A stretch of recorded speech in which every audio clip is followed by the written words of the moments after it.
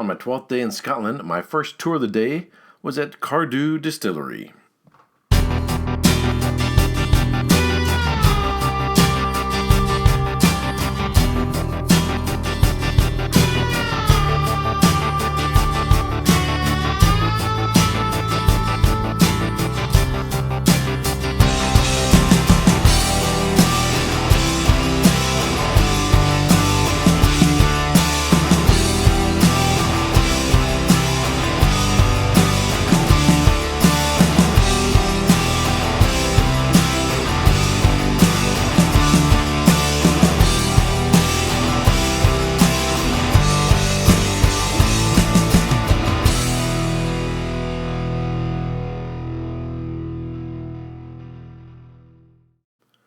Cardhu is a Speyside distillery near Artystown, Moray, Scotland.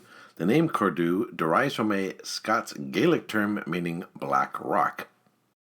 The distillery was founded by John Cumming and his wife Helen Cumming in 1824, who sold bottles of whiskey to passers-by through the window of their farmhouse, and later Elizabeth Cumming, the daughter-in-law of Helen Cumming. The distillery was built up on Mannock Hill above the River Spey due to the peat softening the water. Yes, there is peat in the Highlands and in Speyside. The distillery started as a farm distillery working on a seasonal basis after the harvest had been gathered. In 1885, the distillery was rebuilt on a new piece of land but continued to stay in the hands of the Cummings, and the older stills were sold to William Grant, who founded Glenfiddich Distillery. The new building and stills enabled Cardhu to triple the production of whiskey. Subsequently, Johnny Walker and Sons purchased much of Cardhu's output to add to their increasingly popular blend. In 1893, Elizabeth Cumming sold the distillery to Johnny Walker and Sons on the condition that the Cumming family could continue the day-to-day running of the distillery. In 1960, the distillery stillhouse, mash house, and tun room were rebuilt, and in 1970, steam coils were introduced to heat the stills, and the number of stills were increased to 6. Spring water from Mannock Hills started to be mixed with water from the local line burn to supply the increased production of the distillery.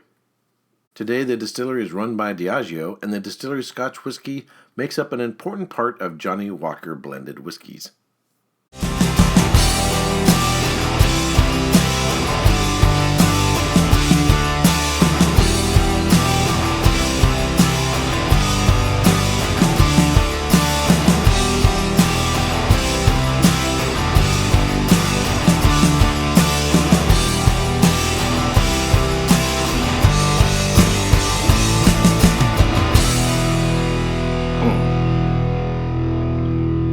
Nice.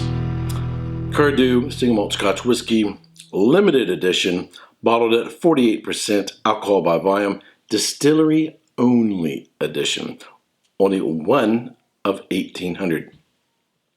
Like this whiskey a lot more than when I first opened it. I've got it down below the shoulder. When I drop the temperature down, it doesn't lose everything, but it does come across as refreshing. On the initial impact, I get the spice and vanilla and the wood oak notes exaggerated. As it begins to warm up in my mouth, then the other characteristics kick in. I get some white peach, some apple, some pear, a little bit of citrus. Then what comes back around again is the vanilla, the cinnamon, the cardamom, and all the baking spices.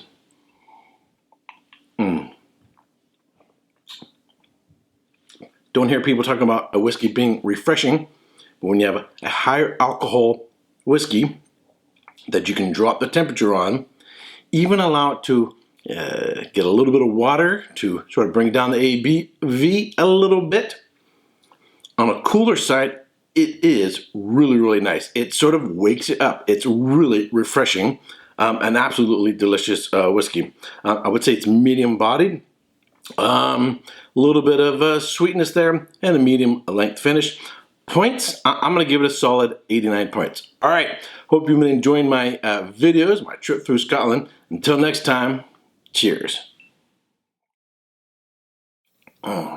Remember, drink it the way you like it.